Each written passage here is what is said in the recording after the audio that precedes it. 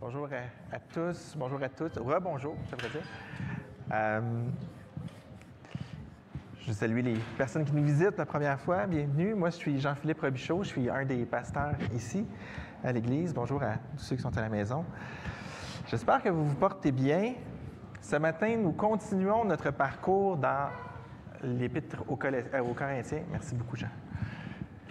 Dans l'Épître aux Corinthiens et... je suis sûr que, comme moi, vous vous souvenez exactement où on a terminé le 8 décembre. Parce que le 8 décembre, c'est la partie 1. Puis là, on fait la partie 2 ensemble. Si je sais pas, il y a un drôle de son. Est-ce que c'est mieux comme... Vous entendez mon cœur? Wow! C'est une prédication profonde ce matin. Bien non, vous inquiétez pas, on va revenir, on va commencer le chapitre 3, mais on va revenir dans le chapitre 2. On va se remettre des éléments du chapitre 2 en tête. Je vais vous montrer des images qu'on a utilisées la dernière fois et peut-être que ça va vous aider. Je ne sais pas que vous, c'est comment, mais moi, je déteste jouer un rôle. Bien, je ne parle pas d'une pièce de théâtre, mais quand on est dans une situation où là, on doit pas vraiment être nous-mêmes, mais comme prétendre quelque chose, faire semblant de quelque chose. Moi, je ne suis pas confortable dans ce genre de situation-là. Donc, le 3/4 du temps, le Jean-Philippe que vous avez devant vous, c'est vraiment moi, parce que je suis pas... j'aime pas jouer des rôles. Mais ce matin, on va regarder l'inverse. Les Corinthiens ont une nouvelle nature, mais ils ne vivent pas selon qui ils sont. Ils vivent selon leur ancienne façon de vivre. Ils avaient trop l'habitude de vivre comme avant et pas assez l'habitude de vivre comme ils étaient maintenant en Jésus.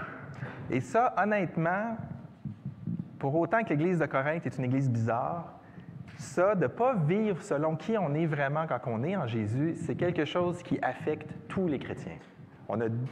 C'est ça les défis de notre vie, d'arriver à vivre selon notre nature. Vivre qui je suis, mais avec l'Esprit qui est en moi et qui va me montrer qui je suis vraiment en Jésus.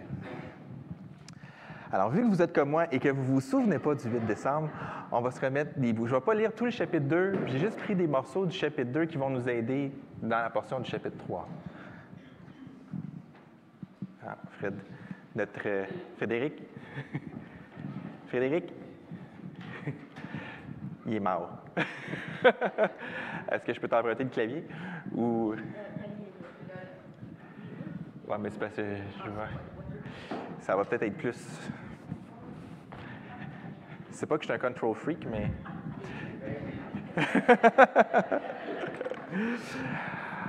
Pour ma part, frère et... Il marche-tu d'ici? Oui! OK, ma télécommande est subtile ce matin. Pour ma part, frères et sœurs, lorsque je suis venu chez vous, c'est Paul qui parle aux Corinthiens, ce n'est pas avec une supériorité de langage ou de sagesse que je suis venu vous annoncer le témoignage de Dieu, car j'avais décidé de ne connaître parmi vous rien d'autre que Jésus-Christ et Jésus-Christ crucifié. C'est pourtant bien une sagesse que nous enseignons parmi les hommes mûrs, mais une sagesse qui n'est pas de ce temps, ni des chefs de ce temps, qui sont voués à la destruction. Non, nous annonçons la sagesse de Dieu, mystérieuse et cachée, celle que Dieu avant tous les temps avait préparée d'avance pour notre gloire. Mais l'homme naturel n'accepte pas ce qui vient de l'Esprit de Dieu, car c'est une folie pour lui. Il est même incapable de comprendre, parce que c'est spirituellement qu'on en juge. L'homme dirigé par l'Esprit, au contraire, juge de tout et n'est lui-même jugé par personne. En effet, qui a connu la pensée du Seigneur et qui pourrait l'instruire? Or, nous avons la pensée de Christ. Vous voyez que Paul vient seulement avec Jésus-Christ crucifié. Il a fait un choix, Paul, n'est-ce pas? Il a décidé, quand il a vu les Corinthiens, je vais simplement parler de Jésus-Christ crucifié aux Corinthiens. On a vu pourquoi la dernière fois. Et on avait parlé de cette sagesse aveugle. Les Corinthiens cherchent la sagesse, ils veulent la sagesse, ils veulent la sagesse. C'est la mode. À l'époque de Corinthe, être dans la sagesse, c'est la mode. Ils veulent la sagesse. Mais la sagesse du monde, ce n'est pas une sagesse mauvaise. Dieu se révèle dans la création. Les gens regardent la création, on regarde les hommes qu'il a créés, puis on réfléchit. Dieu nous a donné une intelligence pour comprendre ce qui est autour de nous. Et quand les hommes ont fait ça, on découvre des choses qui viennent de Dieu, qui sont révélées à l'extérieur. Mais la sagesse humaine a une limite. Dans tout ce qui est spirituel, la sagesse humaine, elle est aveugle. L'homme naturel n'a pas accès au monde spirituel. C'est ce que le texte nous a dit. L'homme naturel, il n'a pas accès, il est incapable. Et le texte dit, il en est même incapable. Pourquoi c'est écrit comme ça? Parce que l'homme naturel, il n'est pas vraiment intéressé non plus. Mais même lorsqu'il s'intéresse, il n'est pas capable, parce qu'on a besoin de l'Esprit Saint pour discerner. Donc, on a parlé de... Dans ces passages-là, on a l'homme naturel ou l'homme animal ou l'homme charnel, ou selon la chair. Dépendamment de vos traductions, vous allez avoir cette expression-là un peu décrite différemment. C'est seulement pour exprimer cette idée de l'homme qui n'a pas Dieu. L'homme dans son état de base. Depuis qu'on a rejeté Dieu, on est sans Dieu, et sans Dieu, on n'est pas capable de saisir les choses spirituelles. On a une vision en noir et blanc. Vous vous souvenez, on avait parlé de cette image-là, que l'homme naturel voit en noir et blanc. Et l'homme spirituel a plus d'informations quand il regarde le monde. On voit en couleur. Je vous avais dit, ces 4 pommes-là, si je demande à l'ordinateur, mets-la en noir et blanc, ça donne toute la même à gauche.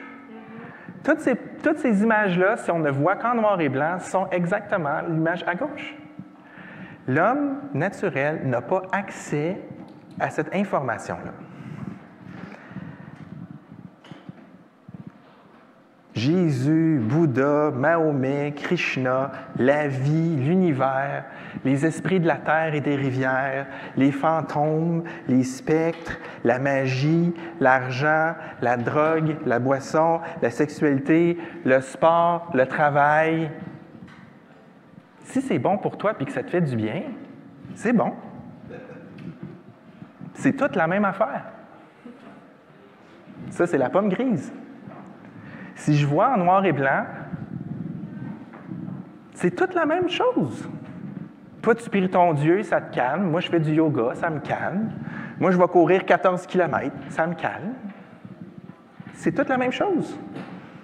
C'est une pomme grise. Quand on voit en noir et blanc, c'est une pomme grise.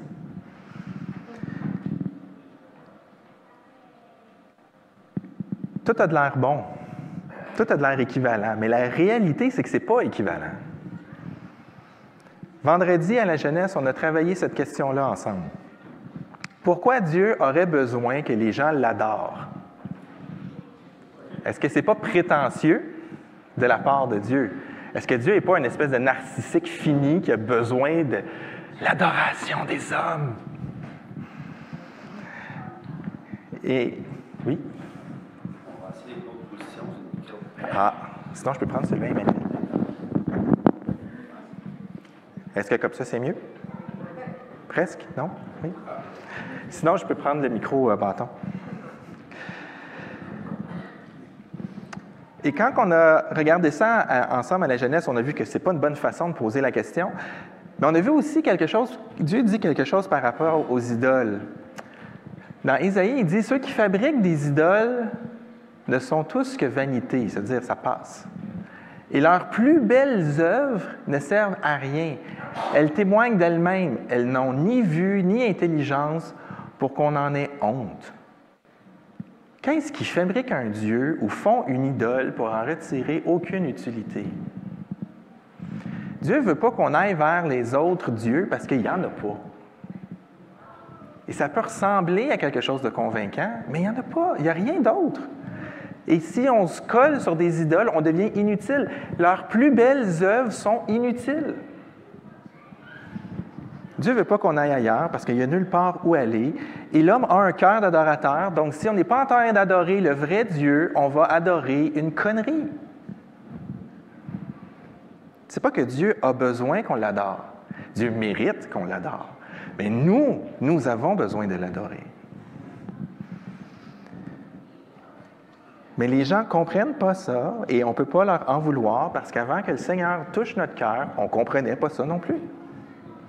C'est dans les profondeurs de l'Évangile que le Saint-Esprit nous révèle la véritable nature de notre monde qui nous entoure. La Bible, c'est gros. Jean-Philippe, je ne serai jamais capable d'avoir toute la Bible dans ma tête. Bien, bienvenue dans mon club. On ne peut pas avoir toute la Bible dans notre tête. Mais l'Évangile, c'est assez compact et c'est vraiment puissant pour transformer notre vision des choses. C'est pour ça que je dis que c'est dans les profondeurs. L'Évangile, ça a plusieurs niveaux. On va regarder ça un peu ensemble ce matin. Mais quand du jour au lendemain, tu passes de la vision noir et blanc à la vision couleur.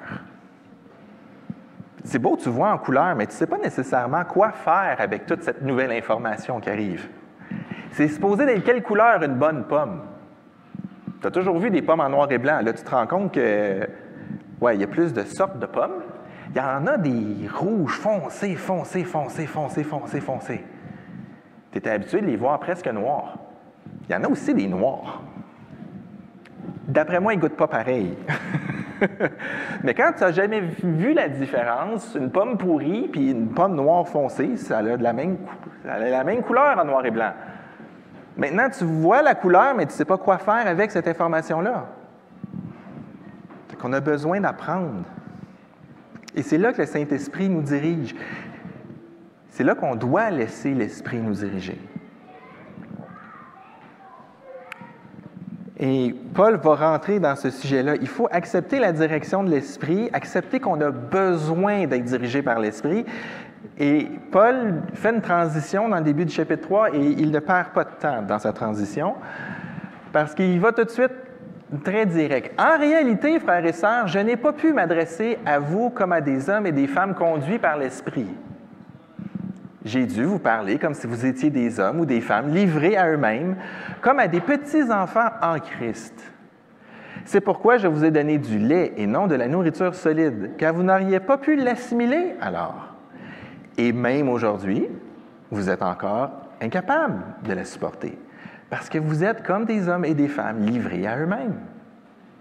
En effet, lorsque vous vous jalousez les uns les autres et que vous vous disputez, n'êtes-vous pas semblables à des hommes livrés à eux-mêmes? Ne vous comportez-vous pas d'une manière toute humaine? Lorsque vous dites « Pour moi, c'est Paul » ou « Pour moi, c'est Apollos », n'êtes-vous pas comme tous les autres hommes? Après tout, que sont donc Paul et Apollos? Des serviteurs grâce auxquels vous avez été amenés à la foi, chacun d'eux accomplissant la tâche particulière que Dieu lui a confiée. Le verset 5, il nous amène dans l'autre section, mais je vais le mettre ici pour juste qu'on comprenne pourquoi ils se réclament de un et de l'autre. On a vu ça au tout début, hein? Ils se vantent de quelle personne ils suivent. Vous pouvez vanter que vous écoutez les enseignements de l'Église du Lac-Saint-Louis, mais eux, ils faisaient ça avec Paul et Apollos. Et on a besoin de comprendre, si je veux approfondir ma connaissance, si je veux approfondir ma relation avec Jésus, j'ai besoin que l'Esprit me transforme. J'ai besoin d'accepter que l'Esprit que Jésus m'a déjà donné, c'est ça qui est spécial. Souvent, ces textes-là sont mal compris. L'Esprit est déjà là. Mais on doit accepter qu'il a besoin de nous transformer. Dans ce texte-là, il y a toutes sortes de contrastes. Il y a la vision que les Corinthiens ont d'eux-mêmes et la vision que Paul a de eux. Et je veux vraiment insister, Paul commence l'épître en disant « à l'Église de Dieu qui est à Corinthe ». Paul parle à des vrais chrétiens. Pas juste des gens qui tournent autour du pot. Il parle à des gens qui ont vraiment rencontré le Seigneur, qui sont habités de l'Esprit. Puis il est en train de leur dire, vous vous comportez comme des hommes charnels, comme des hommes livrés à eux-mêmes. Et là, il y a toutes sortes de contrastes. Il y a des contrastes entre l'homme mûr et les bébés. En grec, il y a 2 mots pour enfant. Et c'est aucun de ces 2 mots-là qui est là. C'est vraiment le mot pour genre le petit bébé poupon mini. Vous êtes des poupons. Eux, ils s'imaginent avec des hommes et des femmes mûrs. Ils veulent une nourriture solide. Et Paul leur dit, je ne peux pas donner autre chose que du lait.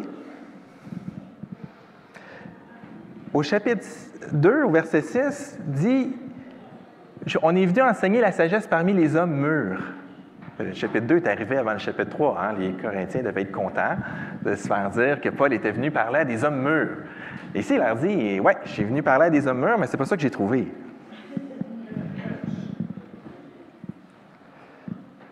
C'est pas pour vous la sagesse qui convient aux hommes mûrs. Remarquez, hein, il dit, frères et sœurs, je n'ai pas pu m'adresser à vous.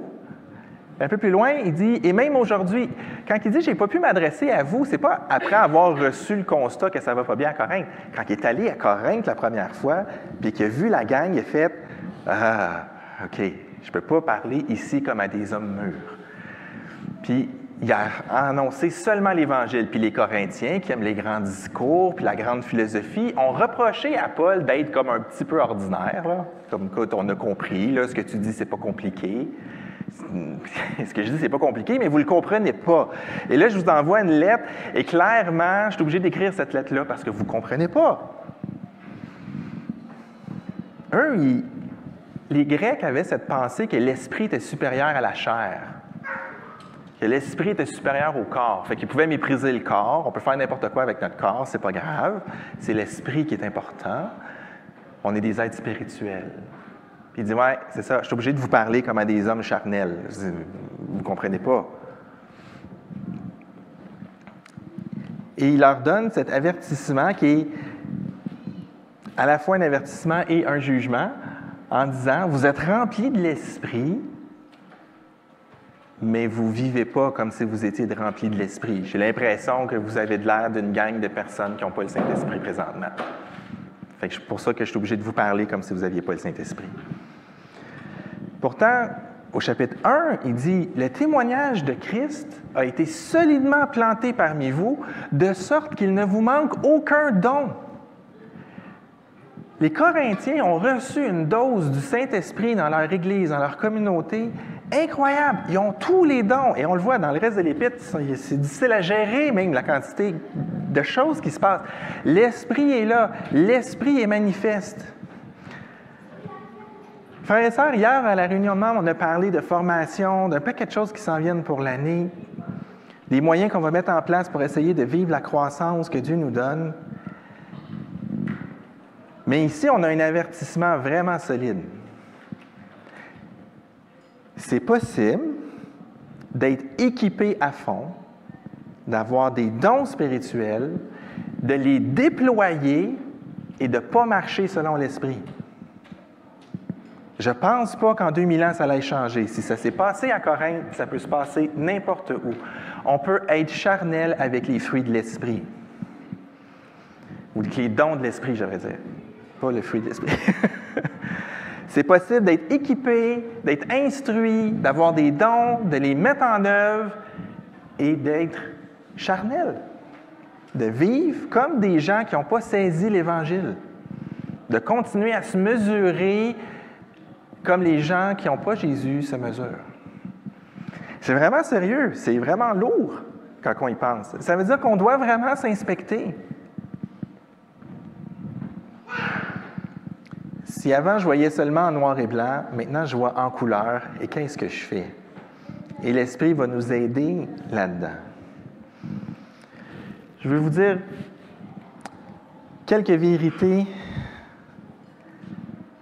qui vont avoir de l'air contradictoires. Mais c'est un peu comme cette image-là de cube. Dépendamment de quel côté on regarde un objet avec cette sculpture-là, ce n'est pas les mêmes lettres qu'on voit. Mais c'est le même bloc qu'on regarde. Mais selon qu'on le regarde d'un côté ou d'un autre, on voit quelque chose de différent. Okay? Ça peut avoir de l'air contradictoire. Quelqu'un peut regarder le cube et dire « si je vois un E, non, moi je vois un G, non, moi je vois un B. » Bon. Mais c'est le même cube qu'on regarde, mais avec des angles différents. Donc, deux vérités, aucun mensonge. Il n'y a pas deux classes de chrétiens. Devant Dieu, la personne qui vient juste de se tourner devant le Seigneur puis de demander pardon pour ses péchés, et le pasteur théologien de 80 ans qui a servi toute sa vie, devant Dieu, ces deux personnes-là ont la même valeur. la vie du Seigneur Jésus. OK?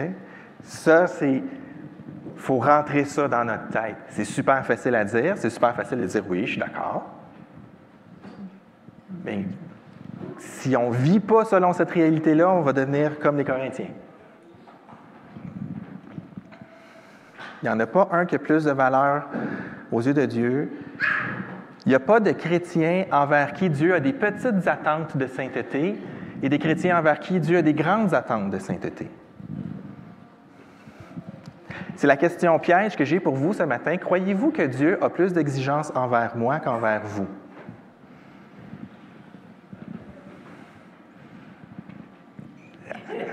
Hein?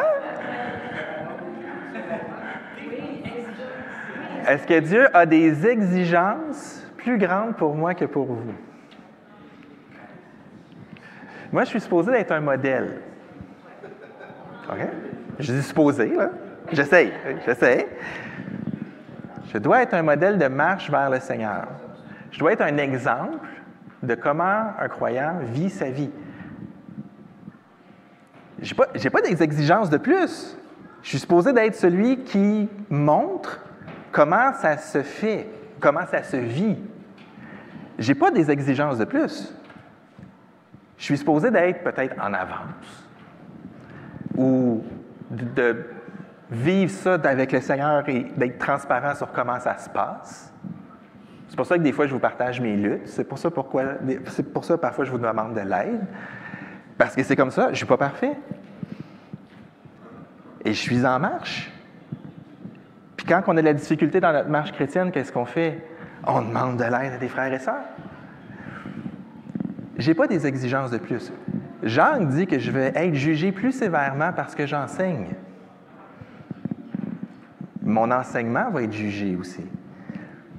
Mais je suis supposé d'être l'exemple de vous. On a la même exigence. On doit être parfait comme notre Père céleste est parfait. Ça, c'est ça l'exigence. Je ne peux pas être plus parfait que Dieu. Fait que si chacun d'entre vous, vous êtes appelé à être aussi parfait que Dieu, je ne peux pas être plus parfait, là.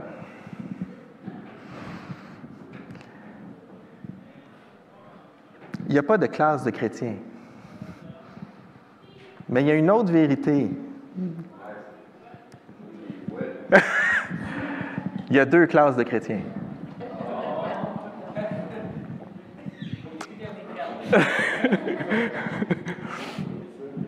Frédéric, lui, il voit les slides arriver. Je vous ai dit, c'est pour ça que j'ai laissé le cube en bas. Hein? Dépendamment de quel côté on regarde les choses. Alors, pour clarifier,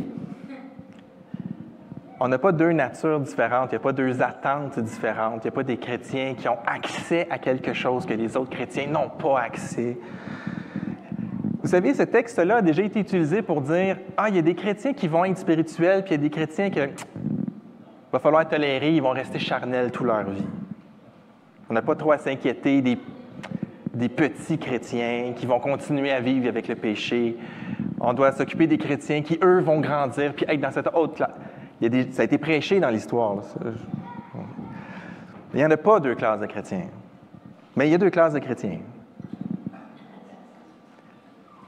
Parce qu'il y a 2 types d'obéissance à l'Esprit. On voit 2 façons de considérer le Saint-Esprit dans la vie du croyant. Je suis venu au Seigneur, il m'a transformé. Maintenant, je continue tout seul. J'ai commencé ma vie chrétienne par la foi et je la continue par mes forces. J'ai commencé ma vie chrétienne par la foi, maintenant je continue d'évaluer ma vie avec mon intelligence d'avant. Romains nous dit « Soyez transformés par le renouvellement de l'intelligence ». C'est ça qui reste à être transformé, pas ma nature. Ma nature est transformée. Quand je viens au Seigneur Jésus, ma nature est transformée. Mon intelligence, c'est le Saint-Esprit qui a la job sale de m'aider à grandir dans mon intelligence. Livrez à vous-même et de manière toute humaine. C'est possible de vivre comme des gens qui n'ont pas accès à la connaissance. Tu as juste à ne pas lire ta Bible. Tu as juste à ne pas mettre en pratique ce que tu reçois. Tu vas vivre comme quelqu'un qui est livré à toi-même. Qu'est-ce qui marche? Qu'est-ce qui ne marche pas? Quand je suis dans la détresse, qu'est-ce que je fais? Je vais vivre ici de manière toute humaine. Le mot qui est là, c'est « vivre comme des hommes ». Dans le texte original, c'est ça. C'est juste continuer à vivre comme un homme.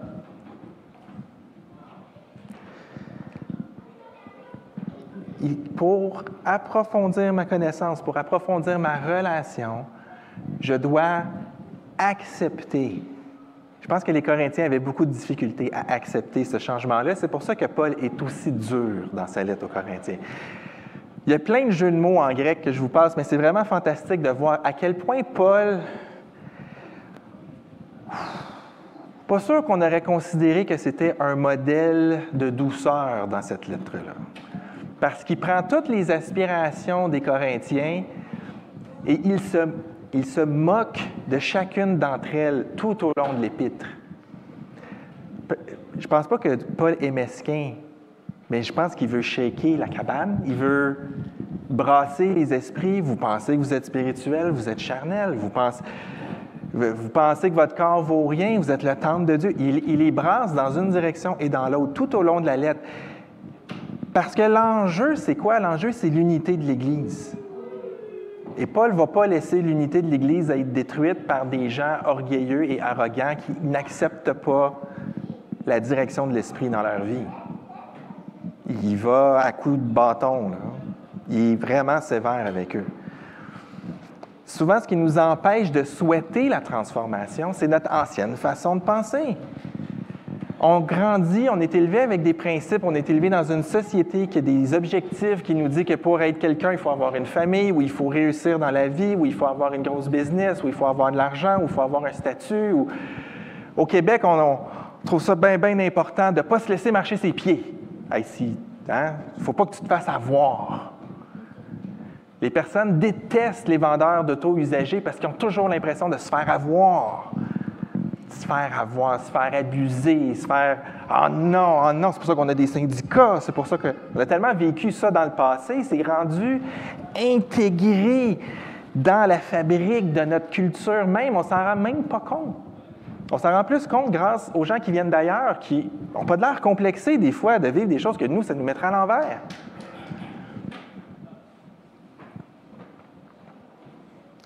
Est-ce que tu laisses l'Évangile définir ta vie?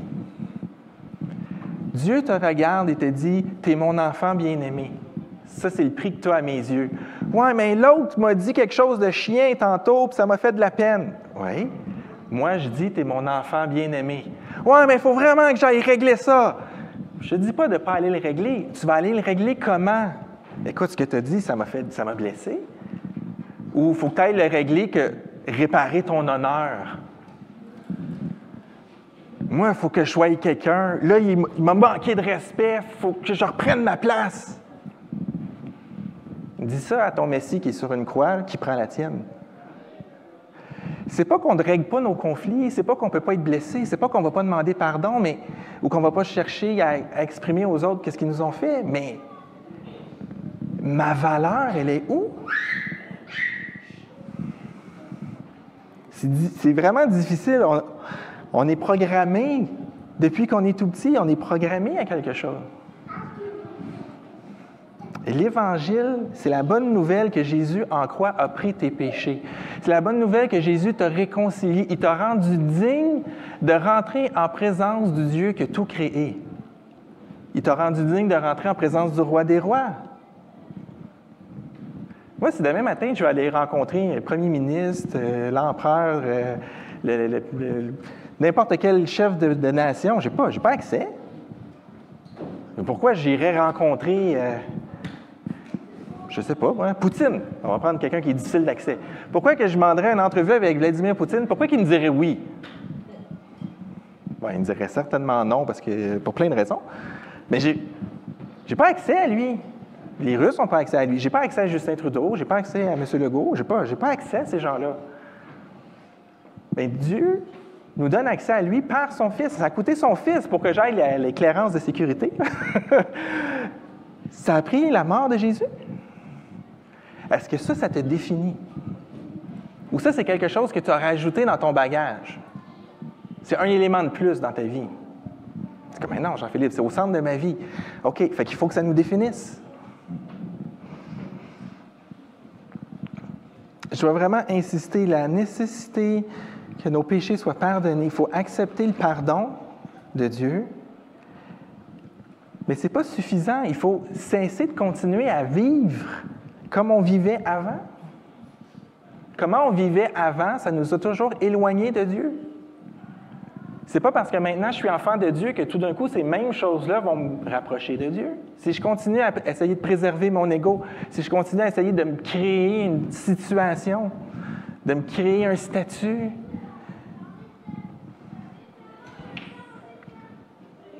notre conversion, quand on se détourne de notre ancienne façon de vivre puis qu'on se tourne vers Jésus pour recevoir la vie, mais il faut se détourner, il faut se repentir, il faut changer de direction. Mais ça c'est pas juste le jour même. C'est un apprentissage. On doit apprendre. Un de mes oncles était boucher, c'était un homme gaucher. Et un jour, il a reçu un corps de bœuf sur sa main. Sa main a été écrasée en 1000 miettes. Il a dû apprendre à être droitier. C'est pas facile, là. Maintenant, il est capable de se brosser les dents, il est capable de se raser, ça va. Sa main gauche fonctionne, mais moins bien. Il n'est pas du tout la même. Il est devenu droitier, mais il n'est plus capable d'être boucher. Il n'avait pas assez de dextérité. Il n'a pas été capable de se rendre là. Il a fallu qu'il change de carrière. Est-ce qu'on garde notre ancienne façon de faire? Apprendre une nouvelle façon de faire, c'est difficile. Et c'est pour ça qu'on a besoin d'être ensemble.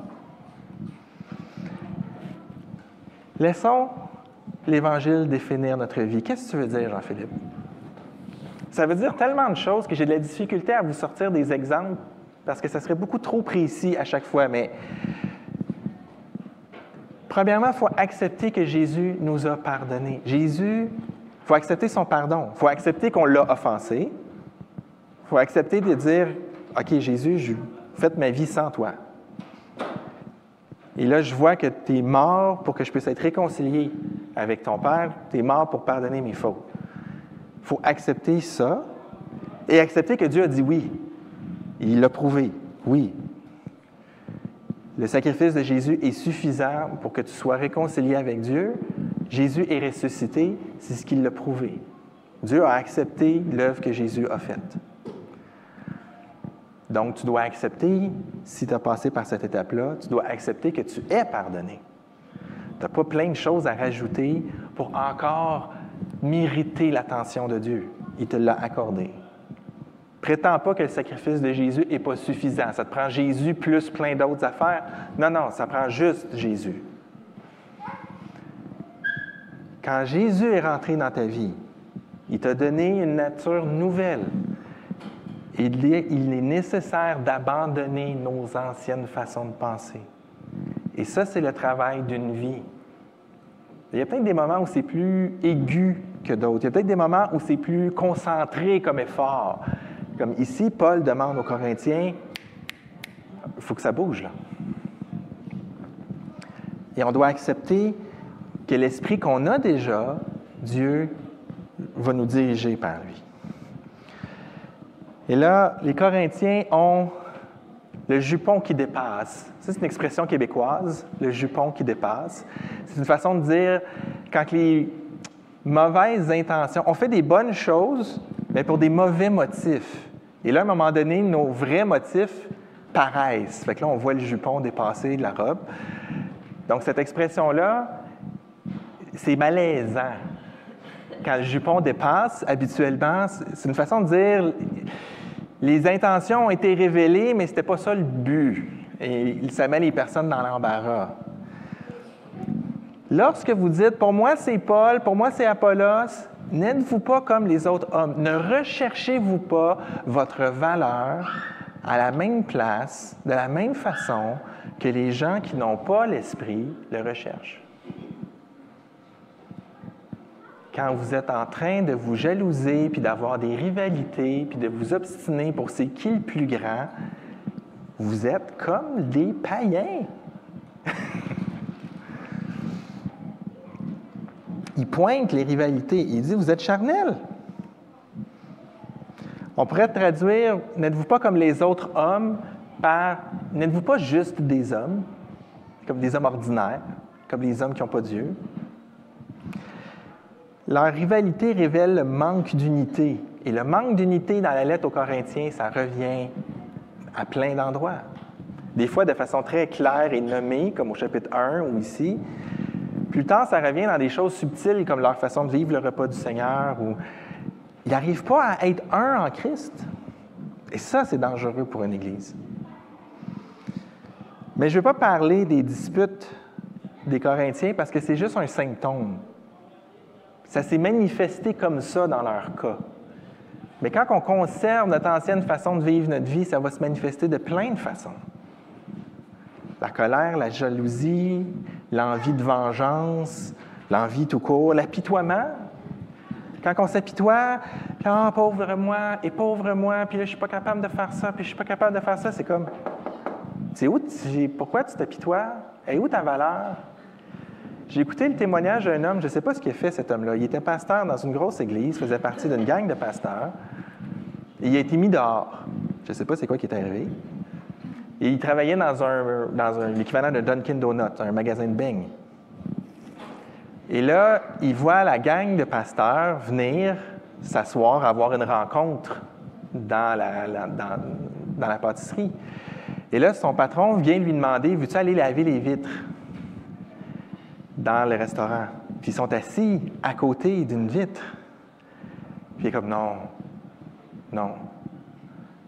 Écoute, je vais rester après la fermeture, je vais tout nettoyer. Sans que tu me payes l'overtime, je vais mourir de honte si je vais là-bas. Je suis obligé? Oui, maintenant. » Puis il dit, je pleurais, je lavais les vitres, puis je pleurais. Je pleurais d'amertume, je pleurais de honte. Je suis à côté de mon ancienne équipe, je lave des vitres. Et là, le Seigneur me dit, « Est-ce que tu crois que je suis moins avec toi parce que tu laves des vitres au lieu d'être assis avec les autres pasteurs? » Et encore une fois, je ne sais pas c'est quoi qui a mené au renvoi de cet homme-là, mais cette question-là, elle est vraiment intéressante. Est-ce que parce que je suis en train de faire quelque chose qui n'a pas de l'air important, est-ce que parce que je ne fais pas partie d'une équipe ou de... Est-ce que ça veut dire que Jésus est moins avec toi, que tu as moins de valeur à ses yeux? Cet homme-là l'a vécu de façon vraiment aiguë. Et quand il le raconte, ça fait vraiment mal parce que moi, je me suis imaginé comme si ça m'arrivait quelque chose comme ça, comment je réagirais? C'est difficile de se projeter, mais est-ce que ma valeur est dans ce que je suis en train de faire ou est dans le fait que le Seigneur est avec moi? Mais quand ta vie va bien, c'est facile de répondre à cette question-là. Mais quand ça ne va pas bien, quand tu perds quelque chose que tu désires,